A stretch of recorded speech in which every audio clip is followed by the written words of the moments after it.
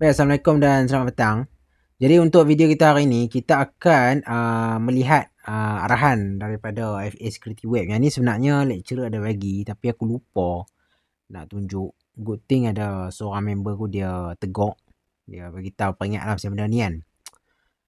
Baik, untuk keperluan FA Exam Security Web ni, kita memerlukan dua benda lah. Okay, iaitu XAMPP dengan Notepad.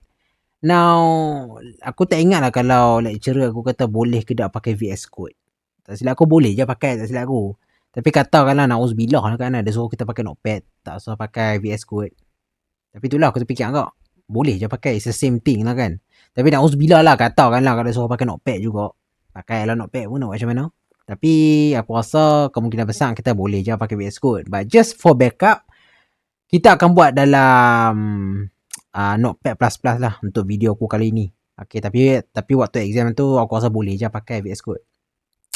Baik, soalan nanti akan tanya setup XAMPP, setup MySQL, diberi login vulnerability material, and coding yang kena enhance. So basically macam ni, setup XAMPP tu macam hampa letak file folder dalam htdoc apa semua tu, and then setup MySQL tu macam hampa buka XAMPP apa semua ni. Ni senang lah.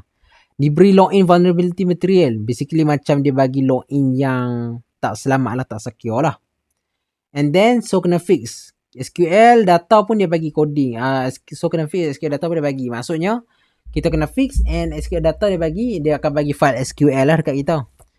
Okay, coding yang kena enhance. Kerja masa FA, import setup MySQL. Kita import file SQL tu ke dalam database lah.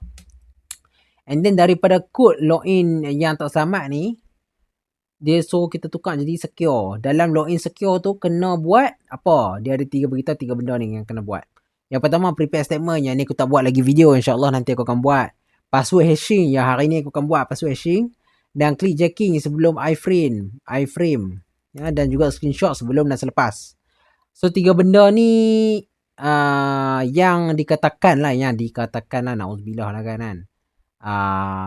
Maybe akan masuk. Ni tips lah yang sebab majoriti soalan dia kata memang akan masuk ni. Tapi jangan percaya 100% lah. Tak semestinya.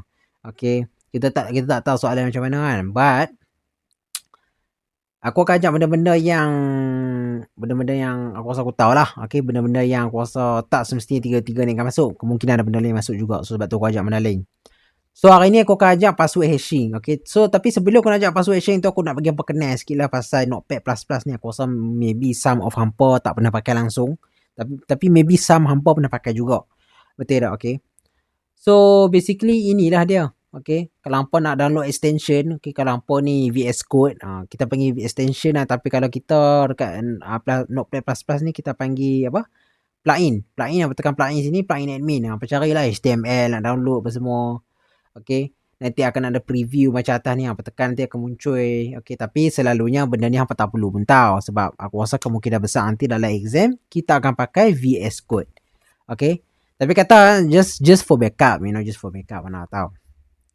Okay, so hari ni aku nak ajak password hashing. Hak ni je. Okay, so tak apa, aku akan buat balik satu persatu. Kita akan type sama-sama. Okay, so sebelum kita nak buat ni, macam mana kita nak buat file baru? Baik, cara nak buat file baru, yang ni cara aku lah. Sebab aku pun tak pernah juga pakai Notepad++ ni. Aku ni noob lah dekat sini. So cara nak buat file baru, pertamanya hang tekan ni atas ni, nampak tak? New ni tekan. And nampak right click, nampak rename. Nampak bola hash.php contohnya kan, ataupun hash2.php contoh. Right click. Lepas hampa right click tu, hampa right click sekali lagi and save as. And then hampa just tekan kat sini.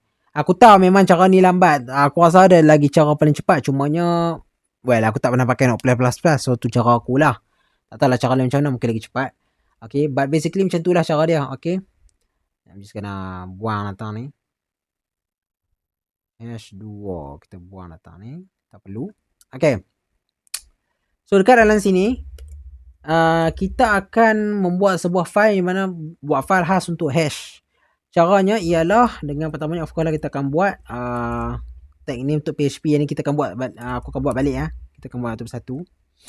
Dekat sini kita akan buat echo sebab kita nak bagi dia keluarkan dia punya ayat dia tu. And then dia punya command dia yang ni reserve word password _hash, and then buat kurungan buka tutup letak semicolon, and then dalam ni kita akan buat sesungut. Dalam sesungut ni kita akan letak apa password yang kita nak hash.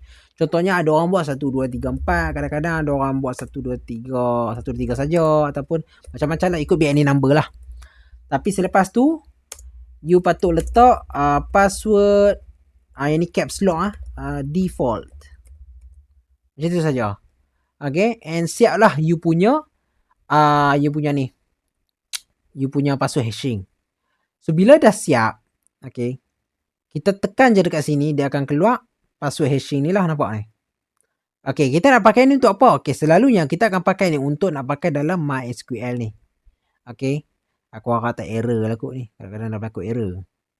Nak kena download balik jenuh. Tekan admin. Okay, selalunya dekat dalam soalan dia akan suruh kita minta letak password hashing dalam database kan. Okay, ni aku bagi contoh lah macam nak letak kan. Okay, kita tunggu saya lambat sikit. Tapi aku rasa untuk Notepad++ ni tak perlu kau nak pakai. Tapi kalau untuk backup apa nak belajar, dipersilakan, tak ada masalah. Dia sama je. Okay, so dia macam ni. Okay, aku ambil satu database lah, for example lah, aku ambil contoh satu database. Dekat sini nampak. Okay, yang ni pun sama juga lah, password yang sama. Okay, macam pass 1 2 3 ni. Okay, aku ubah jadi dia hashing Okay, aku ubah jadi hashing apa dia, pass P besar kecil. Dia P kecil. Pass 1 2 3. Pak. Ini kita control S kan dia. Dia kena control S dan kita selamatkan dia lah. And then nampak, kita buka sini. And inilah dia. Okay, kita copy dia. Dia masukkan ke dalam ni. Nampak?